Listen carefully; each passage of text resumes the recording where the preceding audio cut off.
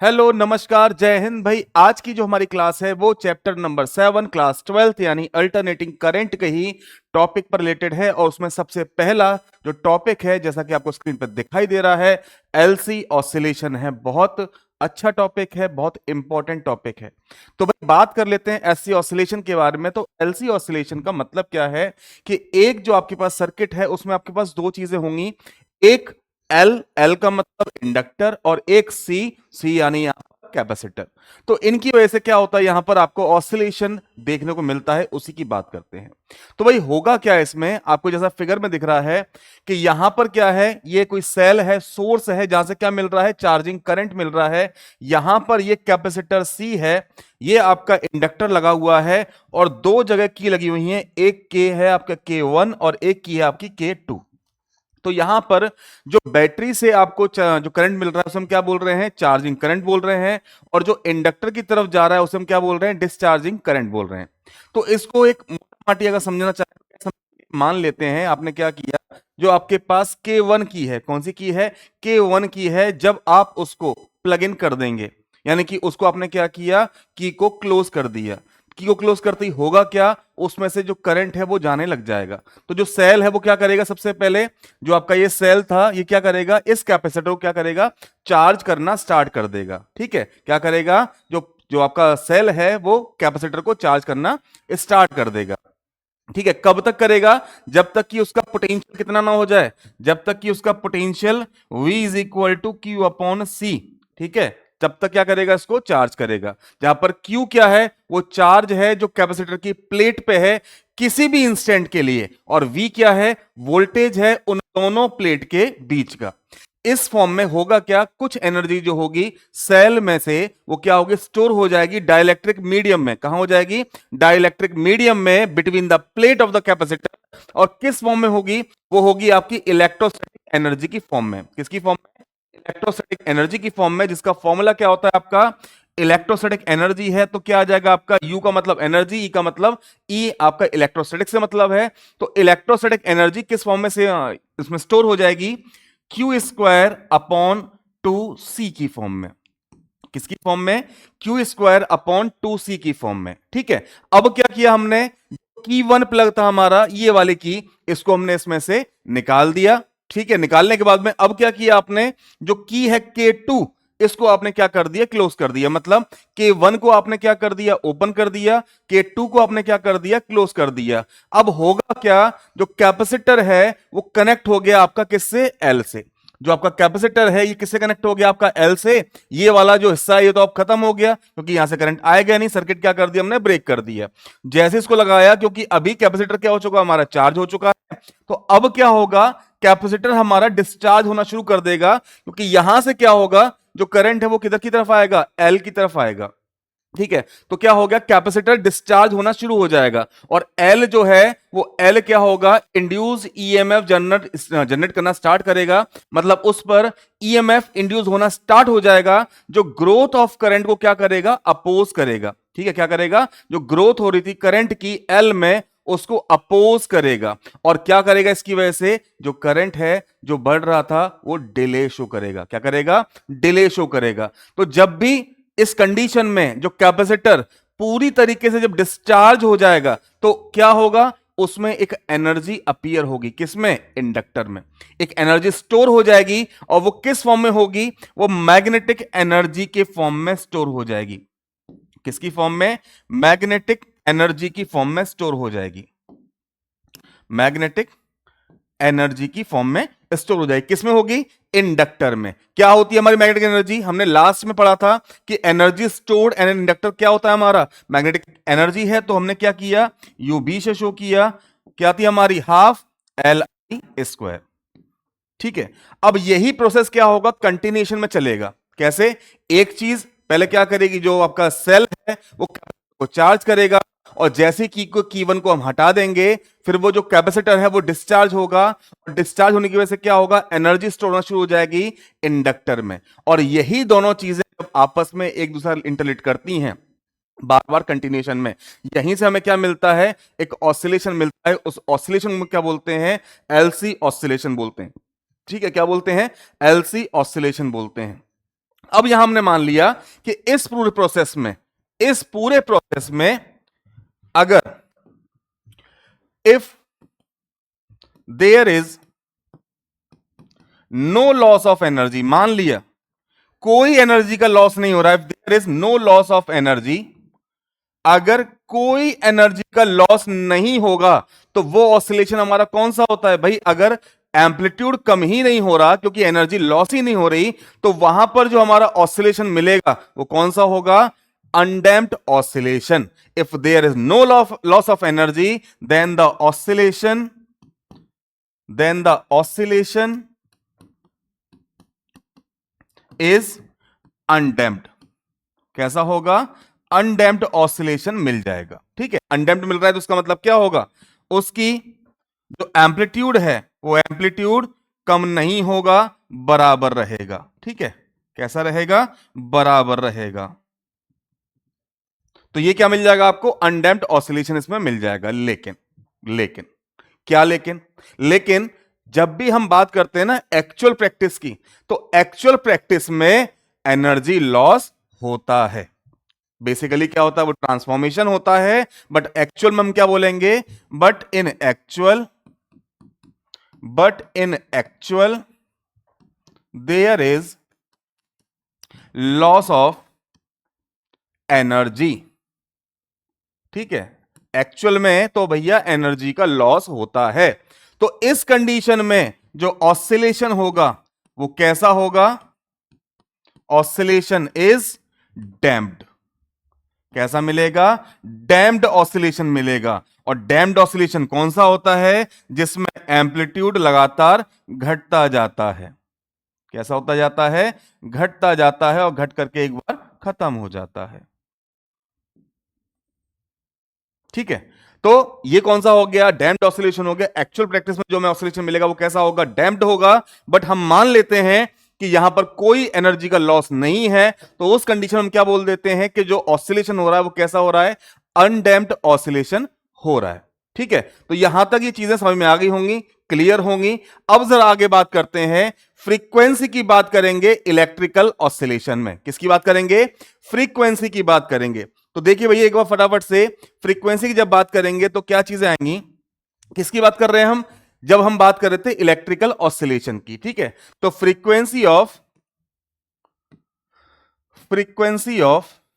Electrical oscillation, कौन सा oscillation है? इलेक्ट्रिकल ऑसिलेशन है।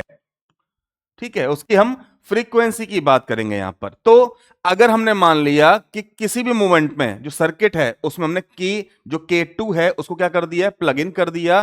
तो उस कंडीशन में होगा क्या? जो di/dt है वो हमारा कैसा होगा? पॉजिटिव होगा।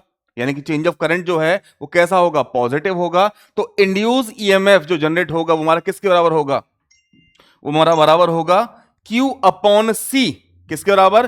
Q/C। साथ में क्या आ जाएगा? माइनस कर दोगे आप LdI/dt को। इनका सब्ट्रैक्शन किसके बराबर होना चाहिए? 0 के बराबर होना चाहिए। ठीक है, अब होगा क्या? जब Q डिक्रीज होगा तो I क्या होगा? इंक्रीज होगा। ठीक है, चार्ज जब क्या हो रहा था? इफ एज Q डिक्रीजेस, जब चार्ज डिक्रीज होगा, ठीक है, जब चार्ज डिक्रीज होगा, चार्ज किस में डिक्रीज होगा? कैपेसिटर में से। तो आई क्या होगा? आई इंक्रीज होगा। करंट क्या होगा? इंक्रीज होगा। तो अब यहां पर क्या बन जाएगा? देखो दोनों क्या एक दूसरे के उल्टे हैं, तो एक बढ़ रहा है तो दूसरा क्या होगा? घटेगा। यानी आई इज इक्वल टू क्या होता है आपका? dQ/dt। तो ये कैसा हो जाएगा आपका? माइनस का। कैसा हो जाएगा? माइनस का, क्योंकि चार्ज अगर डिक्रीज हो रहा है तो करंट क्या हो रहा है हमारा? इंक्रीज हो रहा है। तो भाई यहां पर आई की वैल्यू आप इसमें पुट कर दो, क्या मिलेगा आपको? देखो जरा, Q/C, ठीक है, माइनस LdD ऑफ आई की वैल्यू हमारी क्या थी? आई की वैल्यू थी हमारी माइनस में dQ/dt इज इक्वल टू क्या था हमारा? 0। तो यहां से क्या आ जाएगा आपका? Q/C माइनस माइनस हो गए plus LD² Q/dt² is equal to 0। ठीक है, ये हमारी क्वेश्चन बन गई। अब करना क्या है इसमें? L यहां पर है, इसको हमें क्वेश्चन बनानी है। कौन सी क्वेश्चन बनानी है? जो हमारी एसएचएम या नॉर्मली किसी भी ऑसिलेशन के लिए होती है। ठीक है, किसके लिए? सिंपल हार्मोनिक कोई भी ऑसिलेशन है उसके जो इक्वेशन होती है उसकी फॉर्म बनानी है। तो कैसे बनाओगे? इस पूरे को एल से डिवाइड कर दो। तो पूरे को जब एल से डिवाइड करोगे तो क्या आएगा? Q upon L C plus L से एल मर गया, D square Q upon D T square is equal to 0। ये इक्वेशन बन गई।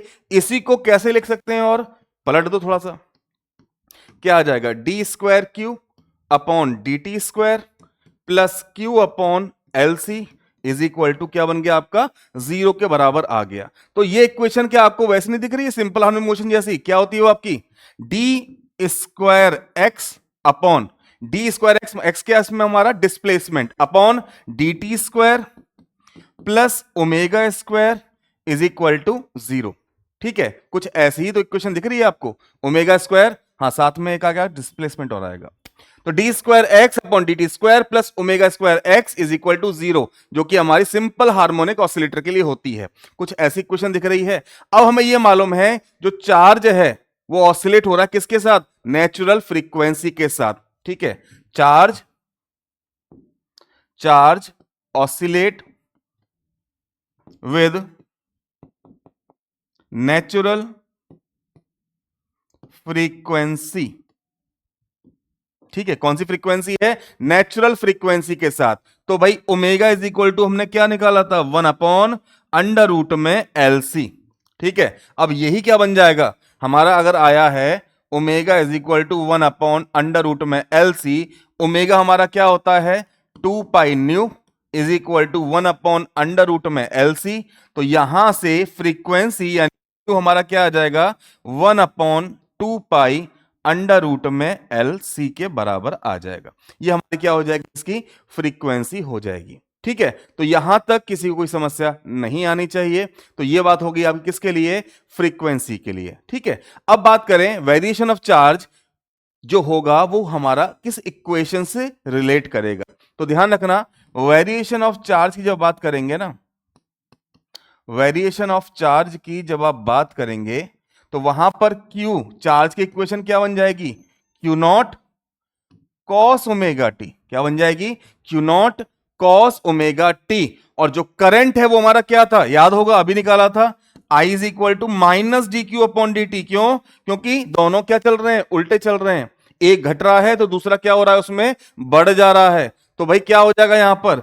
I is equal to minus D upon D T of Q की वैल्यू क्या है हमारे पास? Q naught cos omega T. ठीक है, क्या है? Q naught cos omega T. अब यहां पर डिफरेंशिएशन कॉस का करोगे तो क्या आएगा आपका?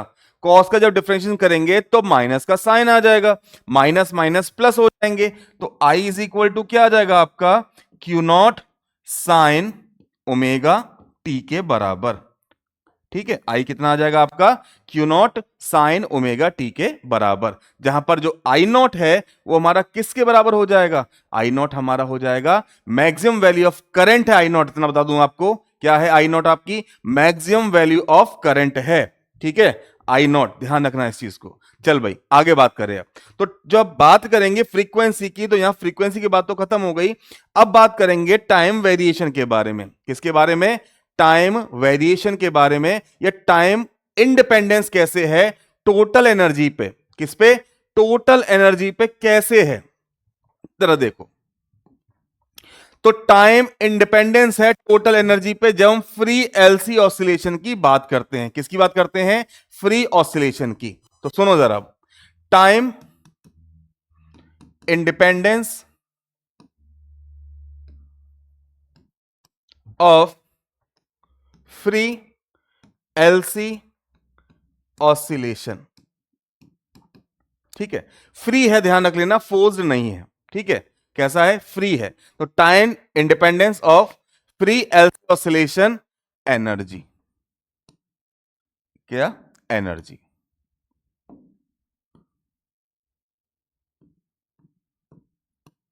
तो भाई यहां पर अगर बात करें टाइम इंडिपेंडेंट है तो अभी किसी भी इंस्टेंट टाइम की बात करें, ठीक है, किसी भी इंस्टेंट पे, at any instant, at any instant T, जो इंडक्टर में हमारी एनर्जी थी वो कौन सी थी, मैग्नेटिक एनर्जी स्टोर हो रही थी, वो हमारी किसके बराबर थी, हाफ एल आई स्क्वायर के। ठीक है, अभी देखा था हमने किसके बराबर होती है, हाफ एल आई स्क्वायर के। तो जब करंट सप्लाई किया जाएगा किसको, charge capacitor, sorry charge capacitor से जब करंट को सप्लाई किया जाएगा तो आपका I इज इक्वल टू क्या हो जाएगा, I इज इक्वल टू आपका D Q upon D T. तो हमारा ये होता है चार्ज अपॉन टाइम। अब यहां पर वैल्यू को पुट कर दो तो क्या बनेगा आपका, I is equal to D upon D T of Q की वैल्यू क्या थी हमारे पास, सबको याद होना चाहिए, क्यू की वैल्यू थी हमारी Q naught cos omega T. क्या थी, Q naught cos omega T, cos omega T. ठीक है, अभी देखा था ये भी हमने। अब यहां पर क्या करना है आपको, कॉस का क्या करेंगे हम, डिफरेंशिएशन। तो कॉस का जो डिफरेंशिएशन करेंगे तो क्या आ जाएगा हमारा, माइनस साइन। क्या आ जाएगा, I is equal to minus Q naught sine omega T. ठीक है, क्या हो गया, कॉस का डिफरेंशिएशन कर दिया तो क्या मिल गया आपको, माइनस का साइन ओमेगा टी। अब पूरी इक्वेशन ही कैसे बन गई आपकी, Q naught sine omega T. लेकिन यहां पर होगा क्या साथ में, इसके साथ में आपका एक ओमेगा और आ जाएगा। क्या आ जाएगा, ओमेगा और आ जाएगा। तो आई इज इक्वल टू क्या बन जाएगा, minus omega cube naught sine omega T. ये आपकी आई की वैल्यू आ गई। किसकी वैल्यू आ गई आपकी, आई की वैल्यू यहां से आ जाएगी। अब ये तो बात होगी किसके लिए, जब हम करंट की बात कर रहे थे जो कैपेसिटर से मिल रहा था। अब बात करें दूसरी एनर्जी की जो स्टोर हो रही थी किसमें, जो स्टोर हो रही थी आपके इंडक्टर में। तो इंडक्टर में जो स्टोर हुई थी वो क्या थी हमारी, UB is equal to half L I square. तो यहां पर भी क्या करना है आपको, आई की वैल्यू को पुट करना है फिर से। तो यूबी इज इक्वल टू क्या हो जाएगा आपका, हाफ एल, और आई की वैल्यू क्या थी हमारी, आई की वैल्यू आई थी minus Q not omega sine omega T. और क्या हो जाएगा इसका होल स्क्वायर लग जाएगा। ठीक है, क्या हो जाएगा इसका होल स्क्वायर लग जाएगा, कर दो होल स्क्वायर, क्या आएगा, U B is equal to half L Q not square omega square sine square omega T. ये हो जाएगा क्या आपका, यू बी, यानी कि मैग्नेटिक एनर्जी स्टोर हो रही है वो क्या है हमारी, L Q not square omega square और साइन स्क्वायर ओमेगा टी। अब हमें ये पता है, वी नो, क्या पता है हमें कि ओमेगा इज इक्वल टू क्या होता है, 1/√, में एलसी के बराबर होता है। ठीक है, ओमेगा क्या होता है हमारा, 1/√, में एलसी के बराबर होता है। तो इसको इसमें पुट कर दो, तो पुट करोगे तो क्या आएगा आपका, U B is equal to half L Q not square, omega square है तो क्या आ जाएगा, 1/LC आ जाएगा, रूट कट जाएगा स्क्वायर से, और क्या है साथ में साइन स्क्वायर ओमेगा टी है। एल से एल कट गया तो U B is equal to क्या आ गया आपका, half Q not square upon C into में साइन स्क्वायर ओमेगा टी। ठीक है, यू बी क्या आ जाएगा, वहां से एल से एल कट गया हमारा, तो क्या बचा आपका Q naught upon, sorry Q not square upon C into में साइन स्क्वायर ओमेगा टी। तो इसको सिंपल टर्म में लिखना चाहें तो क्या लिखेंगे, U B is equal to Q not square upon 2c sine square omega T. ठीक है, ये एनर्जी निकल के आ गई। कौन सी एनर्जी हमारी, ये एनर्जी हमारी जो इंडक्टर में स्टोर हुई थी as a form of magnetic energy. ठीक है, अब किसी भी इंस्टेंट बात करें, उसी इंस्टेंट बात कर लें या फिर at the same instant, energy जो स्टोर हुई कैपेसिटर में वो हमारी किसके बराबर होगी। ठीक है, at the same instant, at the same instant, उसी इंस्टेंट पे, जो भी हमारा पहला इंस्टेंट था उसी इंस्टेंट पे जो एनर्जी स्टोर हो रही है, एनर्जी स्टोर्ड इन कैपेसिटर। भाई कैपेसिटर में जो एनर्जी स्टोर हो रही थी वो किस फॉर्म में हो रही थी, इलेक्ट्रोस्टैटिक एनर्जी की फॉर्म में। और वो हमने क्या लिखा था, U E is equal to Q square upon 2c। ठीक है, क्या था, Q square upon 2c। Put कर दो वैल्यू, क्यू की वैल्यू क्या थी हमारे पास, q naught cos omega t upon 2c और इसका क्या हो जाएगा, होल स्क्वायर हो जाएगा। तो अब इसका होल स्क्वायर ओपन करोगे तो क्या आएगा, Q not square cos square omega t upon 2c। ठीक है, अब यहां पर करना क्या है आपको, ये वाली फॉर्म देखना, क्या ये फॉर्म सेम आ रही है उसकी तरह से, U E is equal to Q not square upon C cos square omega T, ये हमारा यहां पर बन गया। ठीक है, क्या आ गया साथ में, कॉस स्क्वायर ओमेगा टी आ गया। तो भाई टोटल एनर्जी की बात करें, टोटल एनर्जी, तो भाई टोटल एनर्जी यू कैसे मिलेगा आपको, U B plus U E, जो हमारी मैग्नेटिक एनर्जी थी साथ में जो इलेक्ट्रोस्टैटिक एनर्जी है उन दोनों को प्लस कर देंगे तो हमें क्या मिल जाएगी, टोटल एनर्जी मिल जाएगी किसकी, एलसी सर्किट की। किसकी मिल जाएगी, एलसी सर्किट की, एलसी सर्किट की। तो देखो जरा क्या होगा, U इज इक्वल टू, अगर हम बात करें यू बी की, तो यू बी हमारा क्या आता है, Q not square upon 2c, Q not square upon 2c sine square omega T, plus जो हमारा क्यू ई है, सॉरी क्यू ई है, वो हमारा क्या आएगा, Q not square upon C, Q not square upon, sorry 2c है, Q not square upon 2c cos square omega T. तो u is equal to Q not square upon 2c निकाल दिया common, अंदर आ गया आपका sine square omega T plus cos square omega T. अब यहां पर जो आपका साइन स्क्वायर ओमेगा टी है plus cos square omega T है, ये तो 1 हो गया। तो u इज इक्वल टू क्या आ गया आपका, Q not square upon C 2c, जो कैसा रहेगा हमारा, हमेशा कांस्टेंट रहेगा। टोटल एनर्जी जो आपकी एलसी सर्किट की होती है वो हमेशा कैसी रहती है, हमारी कांस्टेंट रहती है। ठीक है, ये कभी भी टाइम पर डिपेंड नहीं होगी, ध्यान रख लेना। It does not depend on, it does not depend on time, ये टाइम पर डिपेंड नहीं होगी, हमेशा कैसी रहेगी, कांस्टेंट रहेगी। ध्यान रख लेना इस बात को। ठीक है, यहां तक किसी को कोई समस्या नहीं आनी चाहिए मेरे हिसाब से, लेकिन फिर भी आती है तो आप एक बार हमसे पूछ भी सकते हैं। ठीक है, चलो भाई नेक्स्ट टॉपिक देख लेते हैं। और नेक्स्ट जो टॉपिक हमारा है वो क्या है, नेक्स्ट टॉपिक है हमारा इलेक्ट्रिकल रेजोनेंस। नेक्स्ट टॉपिक है हमारा इलेक्ट्रिकल रेजोनेंस। तो भाई रेजोनेंस का एक्चुअल मतलब है क्या, यानी कि रेजोनेंस होता क्या है। तो रेजोनेंस ध्यान रख लेना, वो टेंडेंसी है किसी भी ऑसिलेटिंग पार्टिकल की जो किसी पर्टिकुलर फ्रीक्वेंसी से क्या कर रहा है, मोशन कर रहा है, यानी कि ऑसिलेशन कर रहा है। और उसका जो ऑसिलेशन था या उसकी जो फ्रीक्वेंसी थी वो नेचुरल फ्रीक्वेंसी से क्या कर जाए, मैच कर जाए, तो उसी को हम क्या बोलते हैं कि रेजोनेंस हो रहा है। वहां पर क्या है, रेजोनेंस है। फिनोमेना ऑफ रेजोनेंस बेसिकली कब बात करते हैं, टेंडेंसी होती है किसी भी ऑसिलेटिंग पार्टिकल की, जो भी ऑसिलेट कर रहा है उसकी फ्रीक्वेंसी नेचुरल फ्रीक्वेंसी से मिल जाए। ठीक है, रेजोनेंस समझ में आ गई बात, छोटी सी बात है, फिनोमेना है जिसमें उसकी फ्रीक्वेंसी नेचुरल फ्रीक्वेंसी से क्या हो जाए, मैच कर जाए, जिसकी वजह से होता क्या है, उसका एम्पलीट्यूड इंक्रीज हो जाता है। क्या हो जाता है, इंक्रीज हो जाता है। ठीक है, तो when the harmonic force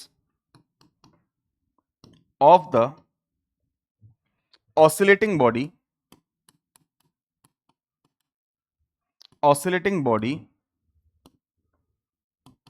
matches the frequency या matches the natural frequency, क्या हो जाए, नेचुरल फ्रीक्वेंसी से उसकी फ्रीक्वेंसी क्या हो जाए, मैच हो जाए। ठीक है, उसकी एक जैसी हो जाए तो उसकी वजह से होता क्या है, वो ज्यादा तेज मूव करने लग जाता है। ठीक है, चलो भाई अब इसी में पहला पार्ट आता है आपका सीरीज रेजोनेंस सर्किट। पहला कैसा है आपका, सीरीज में है एक रेजोनेंस सर्किट, उसकी बात करेंगे। तो भाई सीरीज में रेजोनेंस सर्किट की जब बात होगी तो हम क्या बोलेंगे, वो सर्किट जिसमें इंडक्टेंस, कैपेसिटेंस और रेजिस्टेंस, कैसे लगे हों, सीरीज में लगे हों, और साथ में जो सर्किट है वो मैक्सिमम करंट को क्या करे, ले ले। ठीक है, एडमिट करे मैक्सिमम करंट को गिवन फ्रीक्वेंसी ऑफ एसी के बिहाफ पर। उसे हम क्या बोलेंगे, उसे हम बोलेंगे सीरीज रेजोनेंस सर्किट। क्या बोलेंगे, सीरीज रेजोनेंस सर्किट। ठीक है, तो यहां पर मैं लिख नहीं रहा हूं इसके बारे में, हम सीधे क्या करते हैं, इसको सॉल्व कर लेते हैं। तो यहां पर सबसे पहली बात आएगी, जो इंपिडेंस था, क्या इंपिडेंस था किसी भी आरएलसी सर्किट का, the impedance of RLC circuit, LCR लिख सकते हो या आरएलसी लिख सकते हो, तो एक ही बात है वो तो, क्योंकि तीनों चीजें क्या हमारे सीरीज में है, जिसमें रेजिस्टर भी है, इंडक्टर भी है और कैपेसिटर भी है। तो इंपिडेंस हमने कैसे लिखा था, याद होगा सभी को, Z is equal to under root. ठीक है, Z क्या है, हमारा इंपिडेंस है। ये हमारा किसके बराबर आया था, आर स्क्वायर प्लस ब्रैकेट में एक्सएल माइनस एक्सी का होल स्क्वायर, या फिर Z is equal to under root में आर स्क्वायर प्लस ब्रैकेट में ब्रैकेट में omega L minus 1 omega C, इसका क्या आया था, हमारा होल स्क्वायर। दोनों में से हम कुछ भी ले सकते हैं। अब यहीं पर हमने मान लिया कि एक्सएल क्या है हमारा, एक्सएल बराबर है एक्सी के। क्या है, एक्सएल बराबर है एक्सी के, तो क्या हो जाएगा आपका, ओमेगा एल बराबर हो जाएगा 1 ओमेगा सी के। तो यहां से ओमेगा को इधर लेकर आ गए, ओमेगा स्क्वायर हो गया, ये आ गया 1 सी। तो ओमेगा इज इक्वल टू क्या आ जाएगा, 1 अंडर रूट में एल सी। क्या आ जाएगा, 1 अंडर रूट में एल सी। और ओमेगा की वैल्यू हमें पता है क्या होती है, 2 पाई न्यू होती है, is equal to 1 under root में एल सी। तो न्यू इज इक्वल टू क्या आ गया, 1/2 पाई अंडर रूट में एल सी के बराबर आ जाएगा। ठीक है, तो ये क्या हो जाएगी हमारी, ये फ्रीक्वेंसी हो जाएगी, जिस फ्रीक्वेंसी से वो क्या कर रहा है, मूव कर रहा है। अब किसी भी पर्टिकुलर फ्रीक्वेंसी पे जहां पर आपका एक्सएल एक्सी बराबर होगा, तो भाई एक्सएल और एक्सी अगर बराबर होगा तो ये वाला टर्म भी क्या हो जाएगा, ये वाला टर्म हमारा 0 हो जाएगा। तो Z इज इक्वल टू क्या आ जाएगा आपका, सिंपल सा अंडर रूट में आर स्क्वायर प्लस 0, यानी कि R आ जाएगा। तो Z सीधा सीधा किसके बराबर हो जाएगा, रेजिस्टेंस के बराबर हो जाएगा। ठीक है, क्या हो जाएगा, रेजिस्टेंस के बराबर हो जाएगा। यहां तक क्लियर हो गई होगी चीजें, ऐसी उम्मीद है। ठीक है, चल भाई आगे बात करते हैं आपसे। अब जो हमारी आगे बात होगी वो बात होगी किसके बारे में, पैरेलल रेजोनेंस सर्किट के बारे में। ठीक है, किसके बारे में, पैरेलल रेजोनेंस सर्किट के बारे में। तो भाई पैरेलल रेजोनेंस सर्किट जैसे हमने सीरीज में देखा, वैसे ही बात हमारी किसमें होती है, जब पैरेलल में चले जाते हैं। मतलब क्या होगा कि आपका जो इंडक्टर है और जो आपका कैपेसिटर है, वो दोनों के दोनों कैसे लगे होंगे, वो दोनों के दोनों पैरेलल कॉम्बिनेशन में लगे होंगे। सीरीज की बात करते हैं तो सीरीज में लगे होंगे, वहां पर हमारे किसमें हो जाएंगे, पैरेलल में हो जाएंगे। तो भाई हेडिंग हमारी हो जाएगी पैरेलल रेजोनेंस सर्किट। ठीक है, अब करना क्या है, इसमें आपको पैरेलल में लगा देना है एसी सोर्स के साथ में। तो ये आपका हो गया एसी सोर्स, यहां पर लगा हुआ है आपका इंडक्टर, और इस इंडक्टर के साथ में पैरेलल में हमने क्या लगा दिया, इसी के साथ हमने पैरेलल में लगा दिया कैपेसिटर। ठीक है, क्या किया, पैरेलल में लगा दिया हमने कैपेसिटर। तो यहां पर जो करंट, एक काम करते हैं इसको थोड़ा सा अपर बनाते हैं, कुछ ऐसे बना दिया। ठीक है, तो यहां पर जो करंट जा रहा होगा वो क्या होगा, इंडक्टर के लिए आई एल, और जो कैपेसिटर के लिए जा रहा होगा हमने क्या मान लिया, आई सी मान लिया। ठीक है, अब यहां पर जो करंट की डायरेक्शन है वो हमने बता दी, क्योंकि इधर से आया है तो इसका मतलब ये जा रहा होगा आई, और ये लौट के आ रहा होगा आई, जो आपका टोटल करंट है। तो जो लौट कर आया यहां से भी, वो हमारा क्या हो जाएगा, आई एल, और जो यहां से जा रहा होगा वो क्या होगा, हमारा आई सी, और क्या मिल जाएगा हमें, टोटल नेट करंट मिल जाएगा यहां पर भी।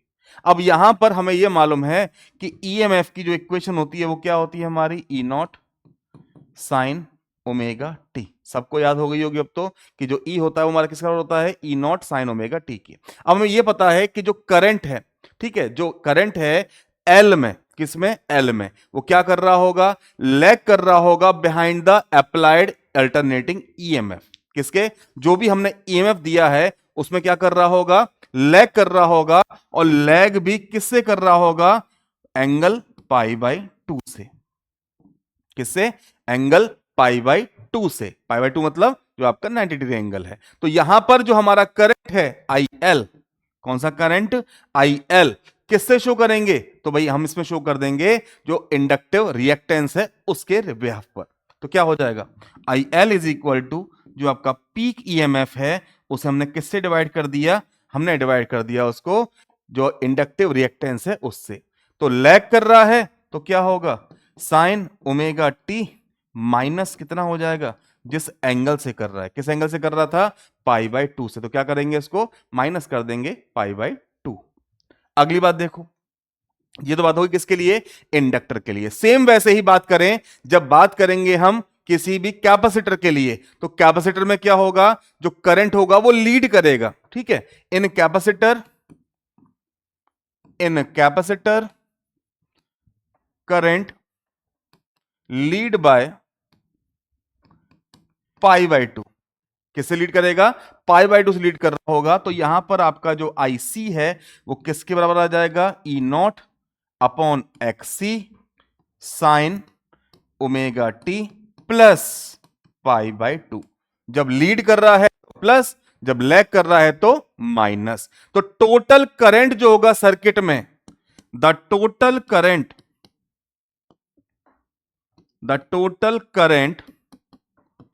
इन द सर्किट किसका हो जाएगा, I is equal to I L plus I C के।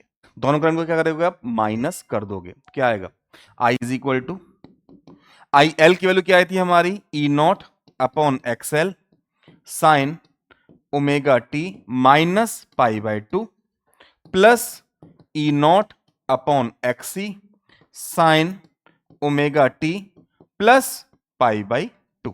इन दोनों को हमें क्या कर देना, इसमें अब प्लस कर देना है। तो अब क्या बनेगा, सोचने वाली बात है, दोनों को हमें क्या करना है, सिंपल सी भाषा में बोलूं तो प्लस ही करना है। तो सबसे पहले आप क्या करोगे, sign omega t minus pi by 2 को चेंज कर लो। तो sign omega t minus pi by 2 हमारा क्या होगा, माइनस कॉस ओमेगा टी, और sign omega T plus pi by 2 क्या होगा, प्लस का कॉस ओमेगा टी, ठीक है। तो आई इज इक्वल टू क्या आ जाएगा आपका, E naught upon XL minus cos omega T plus E naught upon XC और ये कॉस ओमेगा टी, ठीक है। तो आई इज इक्वल टू, अब इसमें से कॉमन क्या निकाल लोगे आप, कॉमन निकाल लोगे ई नॉट कॉस ओमेगा टी, यहां क्या आ जाएगा, माइनस में 1 अपॉन एक्सएल और प्लस में 1 अपॉन एक्स सी आ जाएगा, ठीक है। यही तो आएगा, माइनस का क्या हो जाएगा, एक्स एल हो जाएगा, और प्लस का क्या हो जाएगा आपका, एक्स सी आपका इसमें प्लस का हो जाएगा, ठीक है। अब करना क्या है, वैल्यूज को पुट करो जरा। वैल्यूज क्या है हमारे पास, भाई आई इज इक्वल टू, माइनस का एक्स एल है ध्यान रखना, प्लस का क्या है आपका एक्स सी है। तो भाई आई इज इक्वल टू क्या होगा आपका, E naught cos omega t minus 1 upon, भाई एक्स एल हमारा किसके बराबर था, ओमेगा एल के। तो यहां पर क्या आ जाएगा आपका omega L plus 1 upon XC किसके बराबर था, 1 अपॉन ओमेगा सी के। तो ओमेगा सी का पहुंच जाएगा ऊपर, ओमेगा एल का रह जाएगा आपका नीचे। तो क्या बनेगा इसी से, I is equal to E naught cos omega t 1 upon minus का ओमेगा एल और प्लस का ओमेगा सी, ठीक है। सी कैपिटल है, सी फॉर कैपेसिटेंस, ठीक है। तो ये बन गया यहां पर। अब हमें ये मालूम है यहां पर जो आई है वो क्या हो जाएगा, जीरो हो जाएगा। हियर आई कितना हो गया, जीरो हो गया, ठीक है। जब आई आपका जीरो हो जाएगा, कब होगा, जब आपका omega C minus 1 upon omega L कितना हो जाए यहां पर, ये आपका जीरो हो जाए। तो हम क्या बोल सकते हैं, अगर ये दोनों माइनस में 0 हैं तो ओमेगा सी बराबर किसके हो जाएगा, ओमेगा सी। तो omega C is equal to 1/ओमेगा एल के बराबर हो जाएगा। ठीक है, माइनस हो रहे हैं, माइनस होकर के 0 मिल रहा है, इसका मतलब दोनों क्या होंगे, इक्वली तो होंगे। तो यहां से क्या बनेगा, ओमेगा को ओमेगा के पास ले आओ, omega square is equal to 1/LC। तो ओमेगा इज इक्वल टू क्या मिल जाएगा, 1/√में LC मिल जाएगा इतना। अब बस ओमेगा की वैल्यू क्या थी आपके पास, 2 pi nu is equal to 1/√में LC। तो न्यू इज इक्वल टू क्या आ जाएगा, 1/2 पाई अंडर रूट में LC के बराबर हमारी यहां पर भी क्या मिलेगी, सेम फ्रीक्वेंसी मिल जाएगी। ठीक है, तो ये भी हमारी क्या है, रेजोनेंस फ्रीक्वेंसी ही मिल रही है इसमें, पहले भी हमारी ये मिली थी, अभी भी हमारी यही मिली थी। ठीक है भाई, तो ये थे हमारे आज के टॉपिक। क्लास कैसी लगी एक बार जरूर बताइएगा, पसंद आई हो तो भाई लाइक भी कर देना, और अभी तक अगर दोस्तों ने शेयर ना किए हो, जो रिवीजन कर रहे हैं अपना 12th क्लास का 2025 एग्जामिनेशन के लिए, अब तो डेट मतलब ज्यादा भी नहीं है, तो उनके साथ भी एक बार शेयर कर देना। और कोई क्वेश्चन हो, कोई क्वेरी हो, कोई सजेशन हो तो एक बार कमेंट जरूर कर। ठीक है, मुलाकात वीडियो में करेंगे, तब तक के लिए थैंक यू सो मच।